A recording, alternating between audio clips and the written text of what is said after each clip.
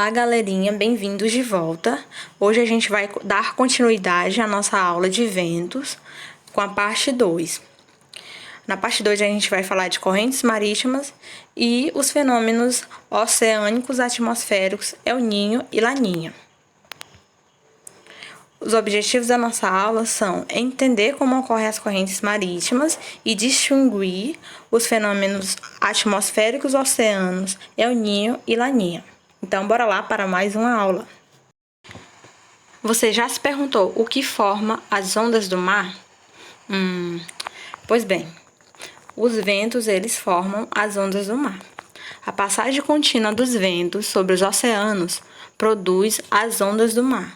Mas não é só isso. Essa passagem contínua dos ventos sobre o oceano também contribui para a movimentação da água do mar. Essa movimentação da água do mar, ela é chamada de corrente marítima. Corrente marítima é o deslocamento de porções de água do mar.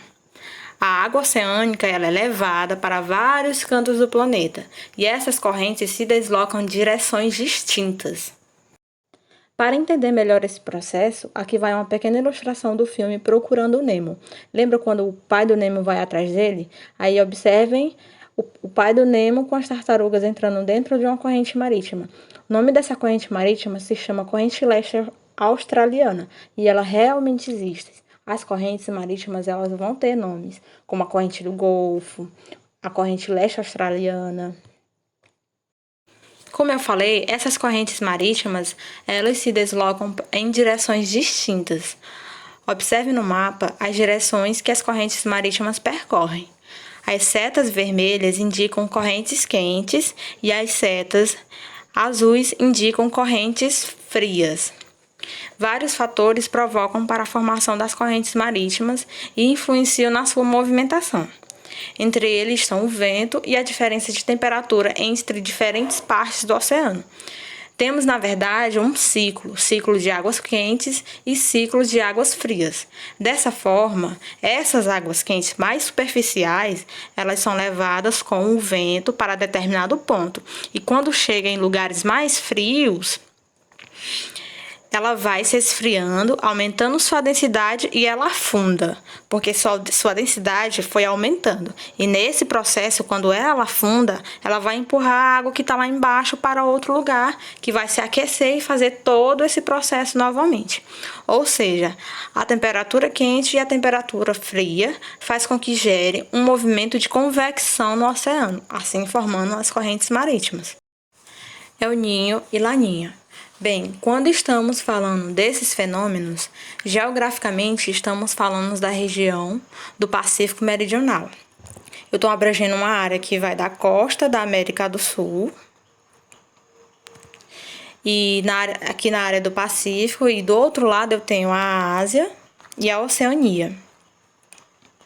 Em condições normais, essa região aqui da costa da América do Sul tende a ter águas mais frias, que é reflexo principalmente de correntes marítimas localizadas aqui perto dessa região. Já do outro lado da Oceania, lá tende a ter águas mais quentes, e por consequência, esse lado tem uma maior quantidade de chuva. Já nas áreas mais frias da América do Sul, ali na costa, eu tenho condições ideais para uma grande atividade pesqueira. Foca nesse detalhe.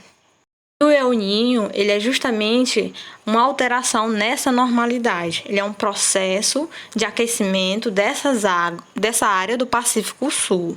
Então, ao invés de eu ter essas condições normais que eu acabei de falar, eu tenho um processo de aquecimento que faz com que, principalmente, a costa da América do Sul, nos litorais de Chile e do Equador, por exemplo, sofram com o aumento da temperatura.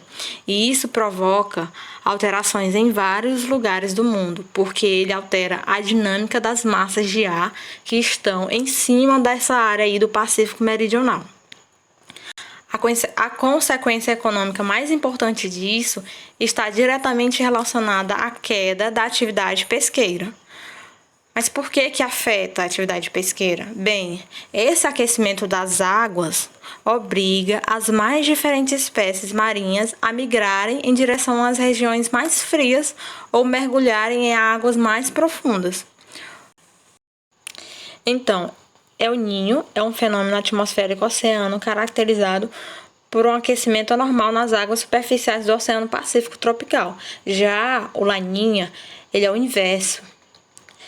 Ele representa o fenômeno oceânico atmosférico com características opostas ao El Niño. Em períodos de Laninha, eu tenho um resfriamento anormal das águas do Pacífico, ou seja, aquelas águas lá da costa da América do Sul já são frias e se esfriam muito mais. E isso provoca alterações na dinâmica não só do oceano, mas também das massas de ar que estão acima. Galerinha, nossa aula ficou por aqui. E obrigada pela sua atenção e até a próxima aula.